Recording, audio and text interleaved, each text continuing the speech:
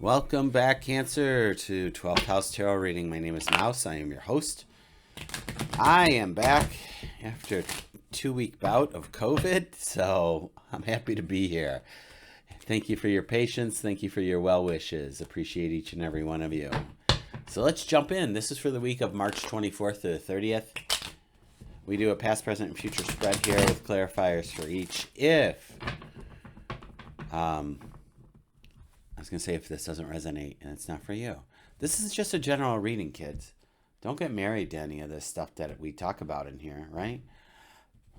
Energy is fluid. If you need a specific reading about you and what you're going through, then hit somebody up. Send me a message, whatever. We could do that. We just take from the top of the deck. I knew this 7 of Cups was showing up for someone. That's interesting. All right, let's move this down and center. Yeah, I changed the setup again, so I'm just trying to be more efficient here and see how this works for us. All right. In the past position, we have the 5 of Cups. Wah, wah, wah. That's okay. Life happens, right? We get disappointments. That's just what happens in the world. So we feel our feels, and we have to move on. We take our lessons. We learn from that. We pick up what we have, and we move on. That's what this card talks about. In the present position, we have the 7 of Cups, which just means, Cancer, that you might be spoiled for choice. You might have too many things to choose from. I would suggest making sure that this week, if there are a lot of choices, that you do checks and balances around that. Can I afford that? Do I have the time for that? Are those the people that I want to hang out with? Do I want that on my permanent record? Whatever it is that you're choosing, Cancer, I don't even know. But it's something to consider here as we move forward. And the future position is the Emperor. So this is a dominant male energy. It could be a strong male in your life. This could be you tapping into your divine masculine. I do not know. It is a general reading. Only you can tell me, yeah? All right, let's keep moving ahead. 5 of Cups also has with it. Oh, look at this. We have the Empress and the Emperor on the table. That's exciting. So we have the Empress. We have the Hermit and the Queen of Wands.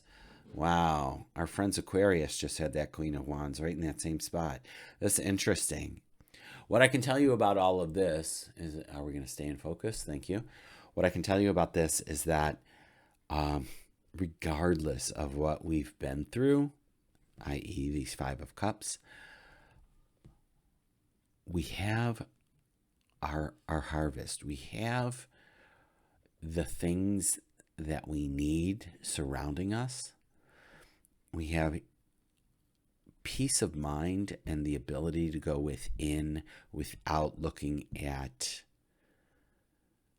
the spilled cups, if you will. Like the Hermit gives you an opportunity to reflect, but to go in on a different level of being, on a different level of seeing things from a different perspective. One of more wholeness and completeness of like, what is mine to do next kind of thing. And with the Queen of Wands, she is no BS. She's going to say, let's go, kid. Whatever it is that we need to be doing, we got to get our crap together and do it.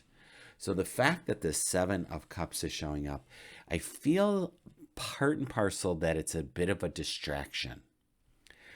If we are getting distracted by shiny things that don't fulfill us, that are just a quick fix, that aren't things that will help us in the long run. Like there's no sustainability with it. Please don't choose it. Like pick things that are sustainable. Let's keep going and see if this is even right. Like what I'm saying.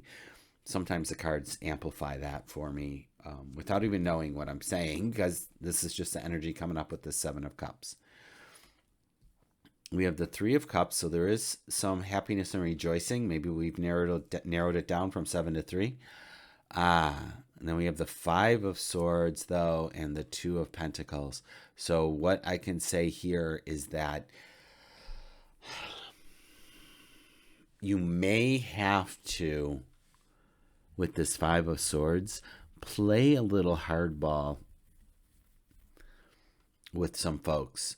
I say that because when I see us going from the Seven of Cups to the Three of Cups, it feels like friends are influencing us in a particular way. And this Five of Swords is here to say, you know what? Make sure you're standing your ground. It feels very similar to, I think it's either the Five or the Seven of Wands.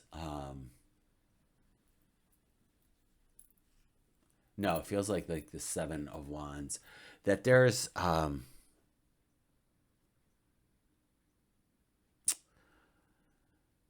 you have to stand your ground, whatever is coming up this week, my friends. Now, this is being recorded and released on the 19th. So there's time to prepare for this energy as we come into the 24th of the last week of March. Because there's going to be a new choice point here. We're going to whittle down our choices to like the two that we are choosing from. This choice, I feel like they need to be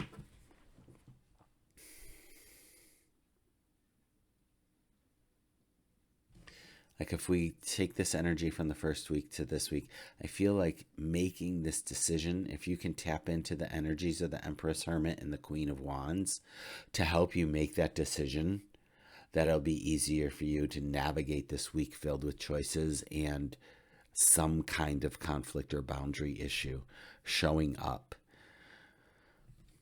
In the future position with the Emperor, now he's no BS kind of guy.